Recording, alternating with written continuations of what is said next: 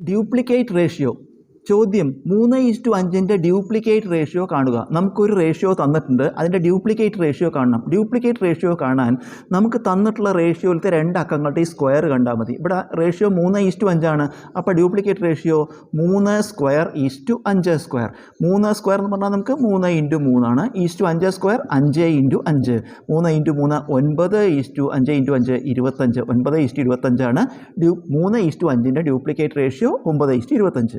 Sub duplicate ratio 25:36 sub duplicate ratio കാണുക. നമുക്കൊരു ratio തന്നിട്ടുണ്ട്, അതിൻ്റെ സബ് ഡ്യൂപ്ലിക്കേറ്റ് റേഷ്യോ കാണാമെന്ന് പറഞ്ഞാൽ നമുക്ക് തന്നിട്ടുള്ള റേഷ്യോയിലത്തെ രണ്ട് അക്കങ്ങളുടെയും സ്ക്വയർ റൂട്ട് കണ്ടാൽ മതി, വർഗ്ഗമൂലം കണ്ടാൽ മതി. 25:36 സബ് ഡ്യൂപ്ലിക്കേറ്റ് റേഷ്യോ കാണാൻ 25ൻ്റെ വർഗ്ഗമൂലം കാണുക. √36 √36. 25ൻ്റെ വർഗ്ഗമൂലം 5 × 5 25, ഉത്തരം 5. 36ൻ്റെ വർഗ്ഗമൂലം 6 × 6 36, ഉത്തരം 6. അപ്പോൾ 25:36 സബ് ഡ്യൂപ്ലിക്കേറ്റ് റേഷ്യോ 5:6. അടുത്ത ട്രിപ്ലിക്കേറ്റ് റേഷ്യോ 3:4 ട്രിപ്ലിക്കേറ്റ് റേഷ്യോ കാണുക. നമുക്കൊരു അംശബന്ധം തന്നിട്ടുണ്ട്, റേഷ്യോ തന്നിട്ടുണ്ട്, അതിൻ്റെ ട്രിപ്ലിക്കേറ്റ് റേഷ്യോ കാണാൻ പറഞ്ഞാൽ ഈ അംശബന്ധത്തിലത്തെ രണ്ട് അക്കങ്ങളുടെ ക്യൂബ് കണ്ടാൽ മതി. അപ്പോൾ ഇവിടെ ചോദ്യം 3:4.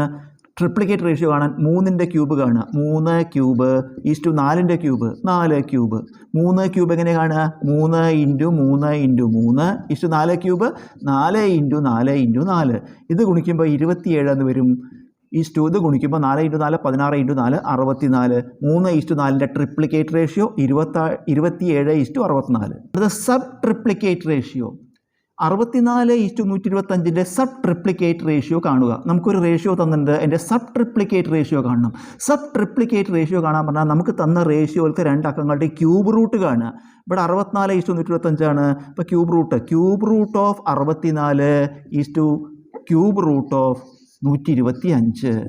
64ൻ്റെ ക്യൂബ് റൂട്ട് 4 4 × 4 × 4 4 3 പ്രാവശ്യം കുടിച്ചാലാണ് 64 കിട്ടുക. ക്യൂബ് റൂട്ട് 5 5 × 5 × 5 5 3 തവണ ഗുണിക്കുമ്പോഴാണ് 125 കിട്ടുക. അപ്പോൾ 4:5 എന്ന് കിട്ടിയ ഉത്തരം. അതായത് 64:125 സബ് ട്രിപ്ലിക്കേറ്റ് റേഷ്യോ 4:5.